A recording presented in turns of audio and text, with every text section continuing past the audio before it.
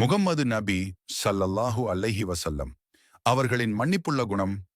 ஒரு நாள் ஒரு வயதான மூதாட்டி நபினான் ஸல்லல்லாஹு அலைஹி வஸல்லம் அவர்கள் கடந்து செல்லும் வழியில் தினமும் குப்பை தூக்கி போட்டு வந்தாள். அது 1 மாதம் 2 மாதம் அல்ல, தினசரி நடந்தது. நபியான் ஸல்லல்லாஹு அலைஹி வஸல்லம் எதுவும் சொல்லாமல் அமைதியாக அந்த இடத்தை கடந்து போவார். மனதில் கோபம் எதுவும் இல்லை. ஏன்? அவர் உண்மையான முஃபமீன், அல்லாஹ்விடம் முழு நம்பிக்கை வைக்கிறவர். ஒரு நாள் அந்த மூதாட்டி குப்பை எதுவும் போடவில்லை. நபி ஸல்லல்லாஹு அலைஹி வஸல்லம் அதை கவனித்து, இன்று குப்பை விழவில்லை, அவர் நலமா இல்லையா என்று அக்கறையுடன் எண்ணினார்.